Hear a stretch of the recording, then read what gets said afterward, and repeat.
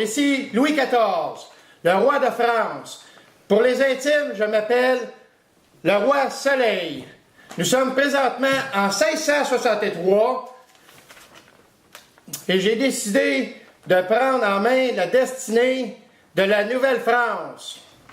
Je viens récemment d'instaurer le gouvernement royal. D'ailleurs, la colonie est élevée au statut de province française.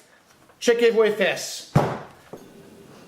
Bonjour, je suis le chef suprême du gouvernement royal, en fait, du roi. C'est au ministre de la Marine que je confie la charge. Mon territoire, la Nouvelle-France, s'étend alors et compte 3215 habitants. Mon gouvernement est divisé en 3 parties. Le gouvernement général, le conseil souverain et l'intendant. Salut, tire les guidons.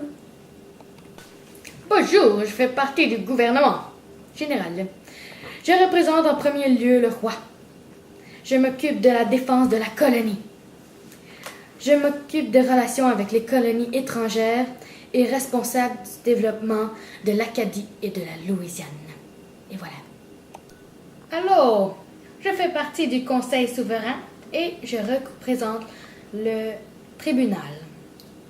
Bonjour, je suis l'intendant, l'administrateur de la colonie. Je m'occupe des finances, du commerce, de la voirie, de la justice et des ordonnées. Bonjour, je suis le seigneur.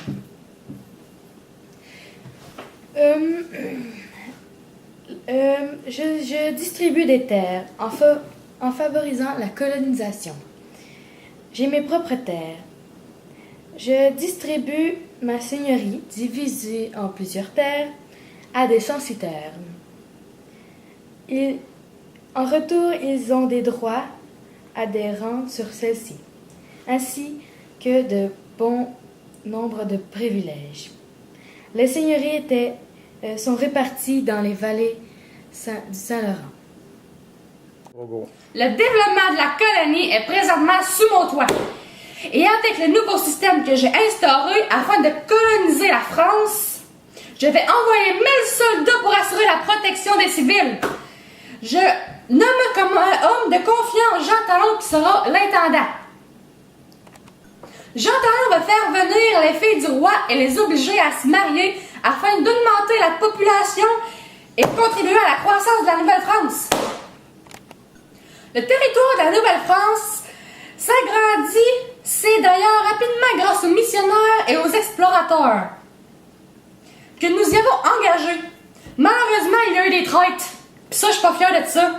Des traites français qui ont pris possession de l'arrière-pays de la France. De la Nouvelle-France pour le compte de l'Angleterre. Hey. On a dû affronter plusieurs guerres qui n'étaient que des batailles de territoire opposant les colons des 2 colonies, dont la Nouvelle-France et de l'Angleterre. C'est la France et l'Angleterre qui donnaient l'ordre à leurs colonies de s'affronter puisqu'elles étaient elles-mêmes en guerre l'une contre l'autre. Ce qu'on appelle les guerres intercoloniales qui s'est déroulée de 1689 à 1748.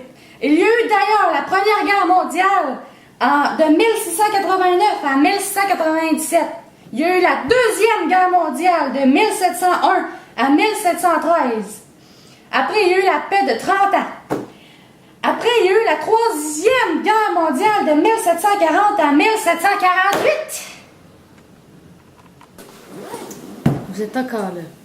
Bon. Le roi, il a les droits divins. La secrétaire d'État de la Marine est responsable de la politique coloniale, auquel répond le Conseil souverain, qui est composé du gouverneur, qui représente la personne du roi et pourvoit aux relations étrangères de l'intendant, qui veille à l'administration de la colonie, et de l'évêque du Québec, qui veille à la foi religieuse, l'éducation et la santé. De plus, le capitaine de milice sert de courtois de transmission auprès des habitants dans chacune des paroisses, puis il y a le magistrat de la cour de justice. Voilà, voici notre vidéo. En espérant que ça vous plaise. Moi, Louis XIV, avec ses royaux sujets.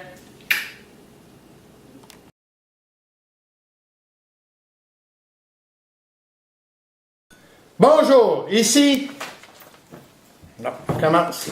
Que je confie la charge. Mon territoire. Non, ça marche pas. Le développement de la